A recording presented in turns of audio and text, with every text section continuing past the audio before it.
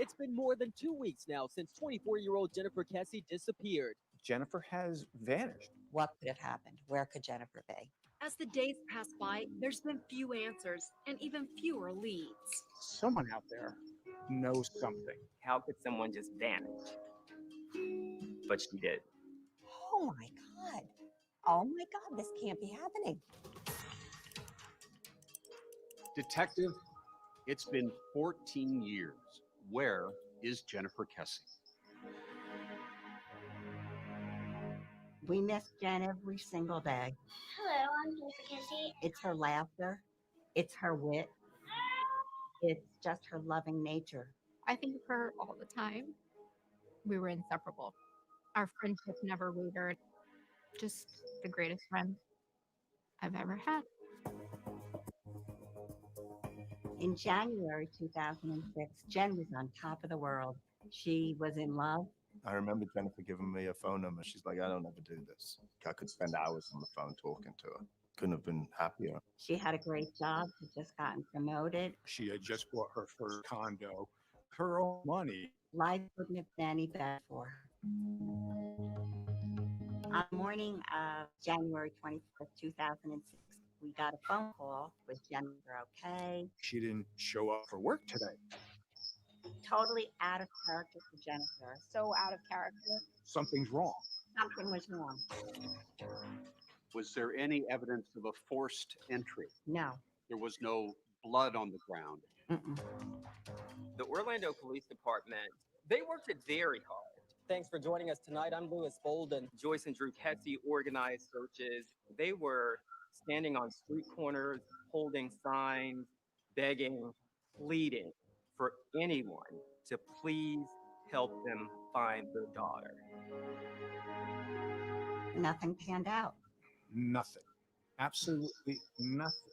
She's been missing for more than 2 years. 10 years ago, 12 long years. 13 years later, 14 years.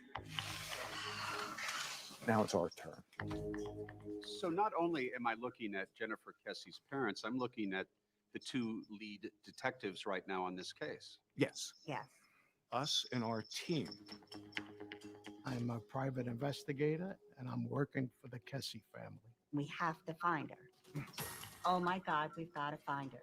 There are people out there who know exactly what happened to Jennifer Kesse.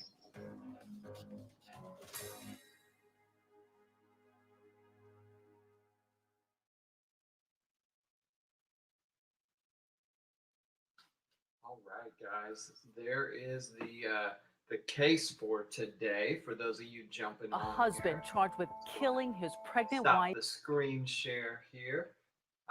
We'll let a few more people hop on. We'll kind of do as we always do, give a little bit of time. We're going to go over the Jennifer Kesse case today. One of the new cases, 48 Hours just recently did an episode discussing this case. We'll let people kind of gradually make their way back onto the live stream. So good to be on here today. Made a few changes as far as audio goes.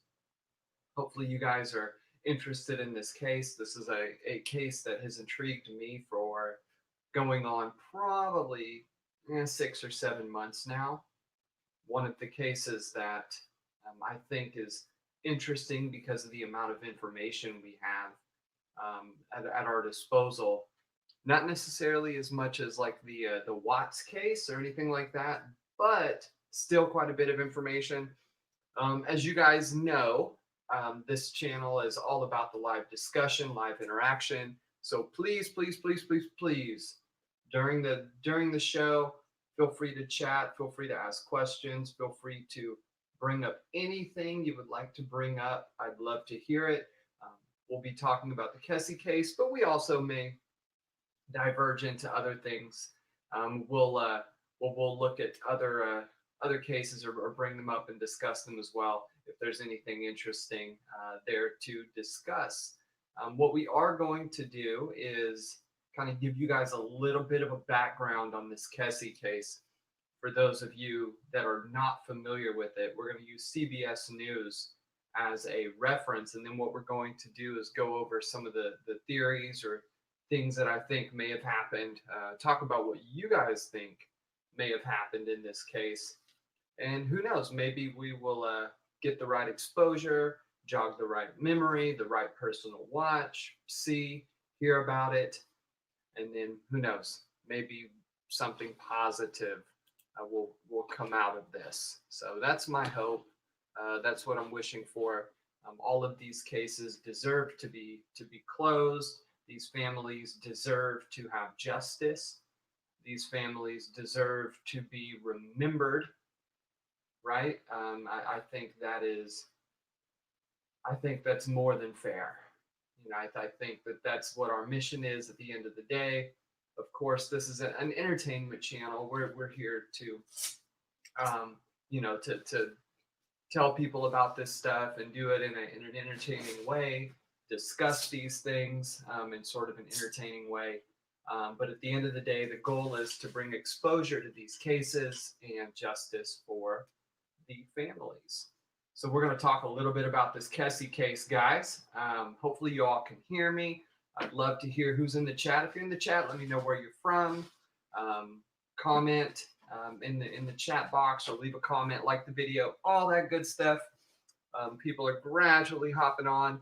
Little bit of a different schedule today. Ended up doing this on the weekend, which isn't necessarily kind of common for me. Normally, I would just do these during the week. But we're going to go through and take a look at the Kesse case. I'm going to give you guys some background as people start jumping on. And if you have questions, please, please, please, chat box. Let me know where you're from, like the video, subscribe to the channel. So right here in this image, the disappearance of Jennifer Kesse. Fun fact is I lived in Orlando, Florida for a little bit. Of course, it was after this crime had occurred, but I did not know about it at the time I was living in Florida. So in January of 2006, 24-year-old Jennifer Kesse had everything going for her. She had just moved into a condo in Orlando, Florida, that she purchased on her own. She also was recently promoted at her job where she worked as a project manager for a timeshare company. Jennifer's mother, Joyce Kesse, said she was just really happy. Her mother seems like such a sweet, just normal, down-to-earth person, the whole family. Jennifer was in a year into her long-distance relationship with her boyfriend, Rob Allen, and we'll get to Rob here in a second. She was in love, her mother, Joyce, said. Although Rob lived about 3 hours away in Fort Lauderdale, the two of them would see each other every single weekend. 1 week before Jennifer Kesse disappeared, she took a long weekend trip to St. Croix, where her boyfriend, Rob Allen, my best friend said to me about the trip, "Oh, you're in love and you just don't want to admit it," Allen said. So these two, they were moving pretty fast, is kind of the gist. On Monday, January 23rd of 2006, after she returned from her trip, Jennifer Kesse called her mom that morning on her way into work. Jen shared every detail about the trip. That's what Joyce Kesse said. She was on a cloud. Later that afternoon, Jennifer also called her brother and her father. Monday evening, January 23rd, 2006, at around 10 p.m., Jennifer Kesse spoke to Rob Allen on the phone. Important date here. But the call did not go well. "We had a disagreement," Allen said. The long distance was taking a toll on their relationship. That was the last time he would ever speak to Jennifer again. On Tuesday, January 24th of 2006, Jennifer Kesse's parents received a call that Jennifer did not show up for work. They were immediately worried. Her cell phone that she had since she was 16 years old went to voicemail for the very first time. "This is how we knew something horrendous had happened," Joyce Kesse said. Within minutes, the Kesses and their son Logan were on the road and headed to Jennifer's condo in Orlando, Florida. Everything looked normal. When the Kesses, who lived 2 hours away, arrived at Jennifer's condo, and we will take a look at this, nothing seemed to be out of place. In fact, they said it looked like she had just been there. There was makeup all over her counter. The t-shirt that she had worn to bed was on the floor. The shower was wet in the corners, Joyce Kesse said. Her parents did notice, however, that Jennifer's phone, keys, and her purse were missing. By sundown, many of Jennifer Kesse's family and friends gathered at her condo and started to search for her. They stood on street corners while they held up missing signs and handed out flyers with Jennifer's photo. Later that night, when there was still no sign of her, police officially declared Jennifer missing. Very important. Now we get to the investigative part of this case. 2 days after Jennifer Kesse went missing, her black Chevy Malibu was found in another condo complex parking lot approximately 1 mile away from where she lived. You have that initial hope, like, we found the car. It's going to be a matter of time before we find Jennifer, said Jennifer's boyfriend, Rob. But when detectives opened the trunk of the car, Jennifer wasn't there. Nothing had been stolen from the car, and there was no evidence of a struggle. So, interesting note here.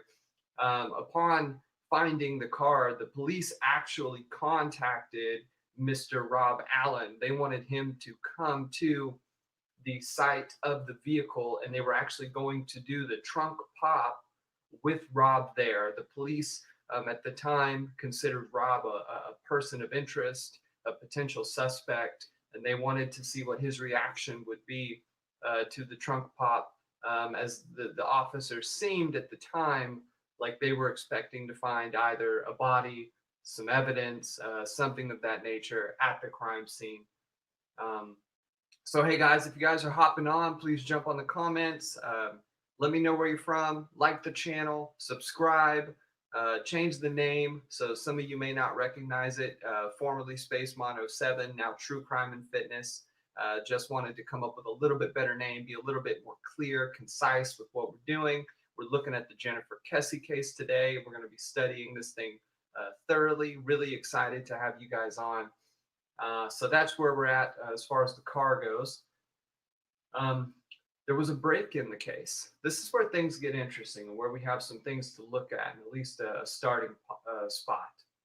So when detectives reviewed surveillance from the complex where Jennifer Kesse's car was discovered, they saw a person parking a car. So they have video of the vehicle being parked.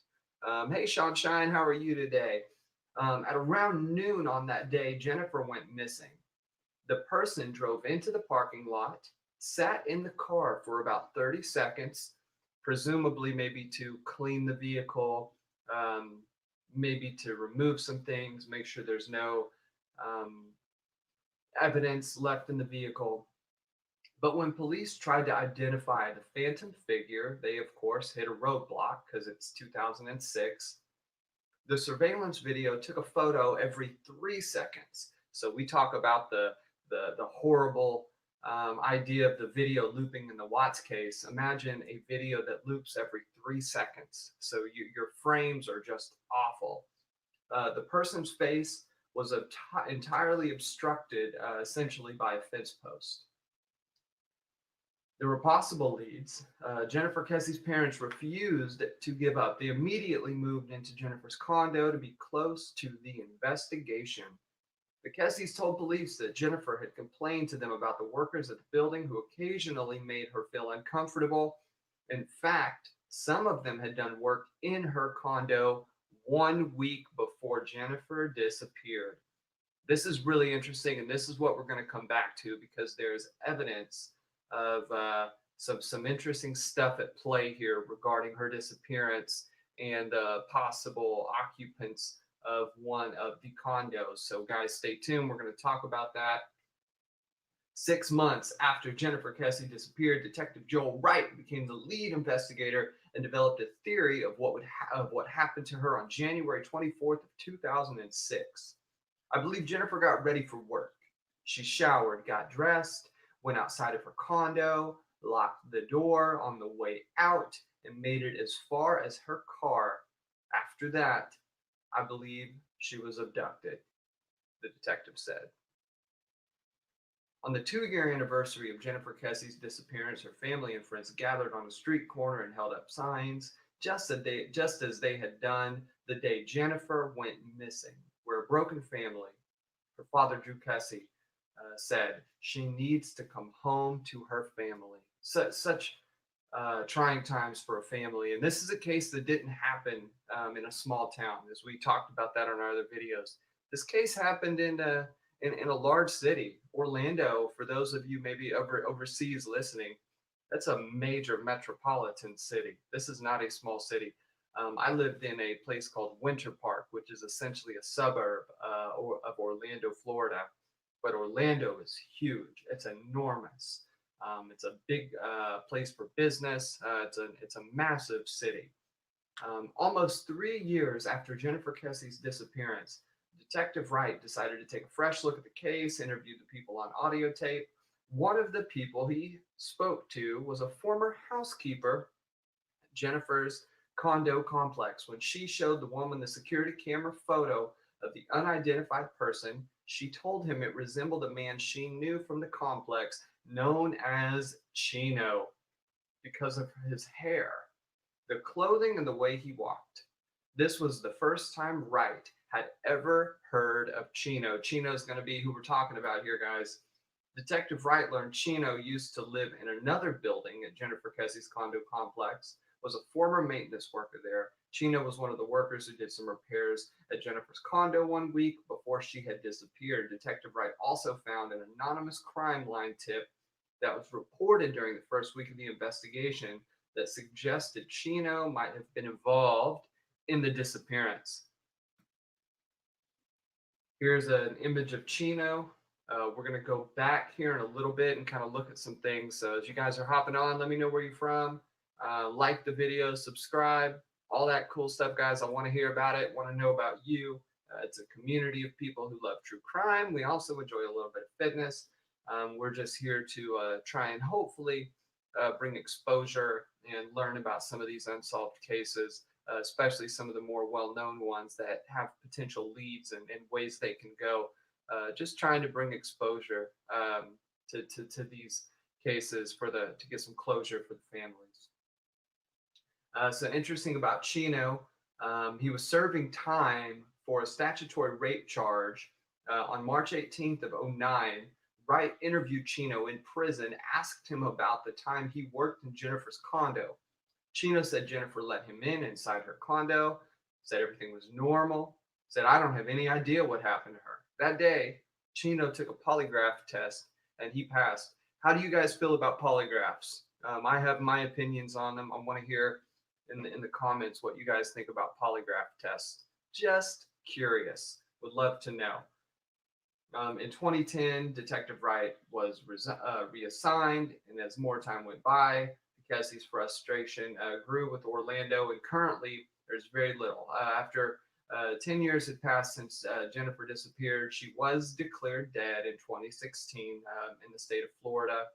Her dad, interestingly enough, had to show up to a courtroom by himself, these lonely, cold courtrooms, sit in that courtroom and declare his daughter dead. For those of you who are parents, maybe parents of older children, how would that feel? What would be going through your mind? I'd love to know on that. In December of 2018, the Kesses sued the Orlando PD. And they sued not for money, but so they can get a copy of Jennifer's case files because they wanted to continue the investigation. The OPD handed over more than 16,000 pages of documents and 67 hours of video and audio to the Kesses. Under the agreement, the Orlando Police Department would no longer lead the investigation. You are looking at the new leaders of this investigation right now to this day. These are the folks running the ship.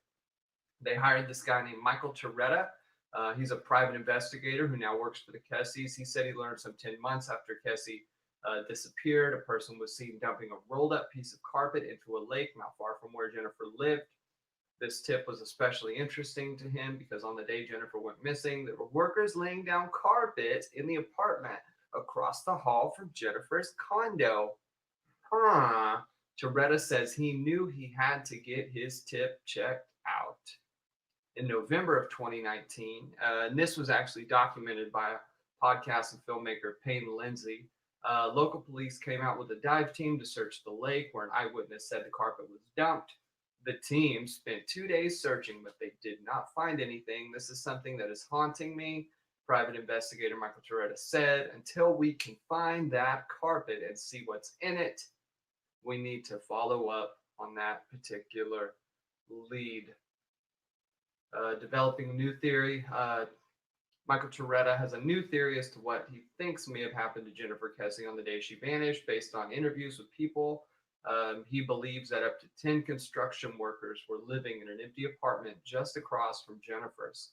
He said it could have been one or more of these workers who abducted her. Guys, let's get to work. Let's try and figure out what's going on. The Kesses have dedicated 15 years to this case to try and figure out what happened to her daughter. The hole in our heart is forever there until we have an answer, says Joyce Kesse. So guys, I'd love to hear what you all think about this story. One of the more sad stories I've heard about and seen here recently. I've been into this case now for, I guess it's been at least 6 months. Been aware of it, kind of known about it. We're going to go over some of the evidence and some of the things that happened in this case and what we currently know, which isn't a whole lot. But before we do that, guys, be sure to like and subscribe to the channel. Make sure to comment in the chat. Let me know where you're from. This is a very interactive channel. That's what I want it to be. That's my vision for it. We're all a team here together. We're all a part of we're all doing the work. This is something that's cold cases, crime, fitness, the whole thing this channel's based around is all kind of so important to me. And I love that it's important to you guys. I love that you guys are willing to come with me on this journey. Makes me so happy. I love the way this whole thing is set up. So please like and subscribe. We're really working hard to build up this channel. This is one of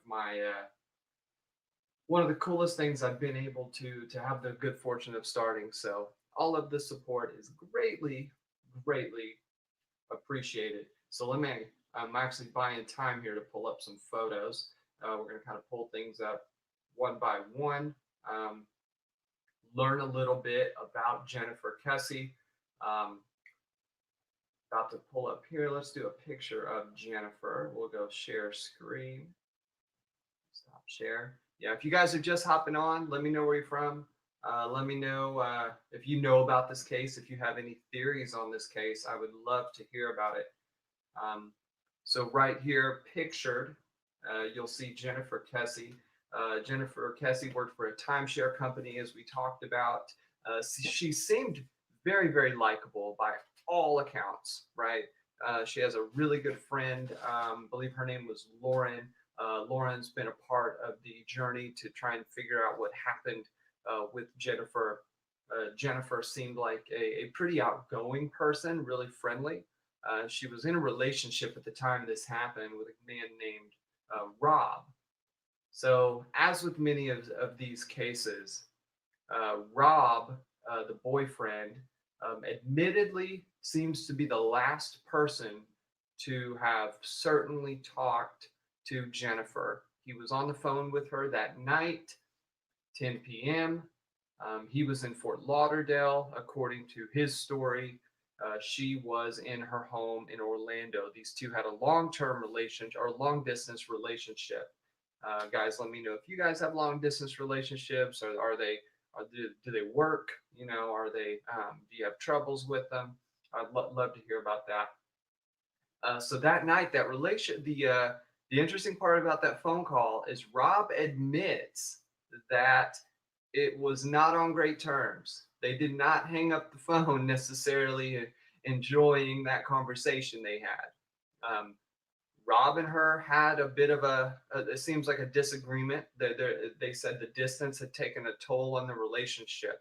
Usually when people are open about a disagreement and they paint it in a light that, yeah, it was taking a toll. Usually they're trying to save a little face, and they mean that they probably had a knockdown, drag out argument over the phone. So what does that mean in the case? Rob apparently has a pretty good alibi, people that can vouch for his time. If you guys are hopping on, this is an image of Jennifer Kesse. This is who we're talking about today. You can rewind the video to hear the full story, get caught up if you're not aware. Please like and subscribe. Let me know where you're from in the comments. I'd love to hear about it. If you have any kind of theories on this case, let me know. It's one of my favorite cases, one of the more interesting cases because of the data that we have on it. Sean Shine, thank you again for jumping up in the chat box, as well as Jamie Lynn Edwards. She seems like a newer subscriber. I appreciate you coming on here. So we're going to look at some of the evidence, guys, some of the evidence on this case. The big one here is the car, and we're going to pull up a picture of the car at the area that it was found. So Orlando, Florida, Craig Talk. Craig, thank you for coming on, man. We're talking about the Jennifer Kesse case. I'd love to know if you were familiar with this case, lived nearby. I actually lived in Orlando, Florida, in the Winter Park area. So really interesting. So this is the vehicle that was discovered. This is the spot where it was discovered. People believe that Jennifer that morning had actually slept in her condo through the night, that she was able to awake, get ready for work. I believe she had a meeting is the story. We're kind of fuzzy on those details, but she was able to wake up, get ready for work, walk outside, and possibly get to her vehicle. But somewhere in that time frame of when she left her home, and then the time frame is around 7:30 is what it's estimated to be, when she left her home, her whereabouts then are unknown from there on out. So that's where the story really begins. At that point, people, they believe she went missing. There are some theories that maybe something happened that evening. It's very tough to count for her whereabouts, but with the shower still had being wet in the corners, as the mom attested to, it's quite possible that Jennifer was abducted that morning. Is this an issue of sex trafficking? Is this an issue of just an abduction, just some random crime? Is this an issue of the boyfriend, right? How was his alibi verified? Was he the one? Does he actually have good information so we can count on the whereabouts? I think the case really, and I honestly lean towards it not being the boyfriend at all. One, because of how open he is about their disagreement. That seems to me like something that if you were involved, there's no reason to tell that to the detectives.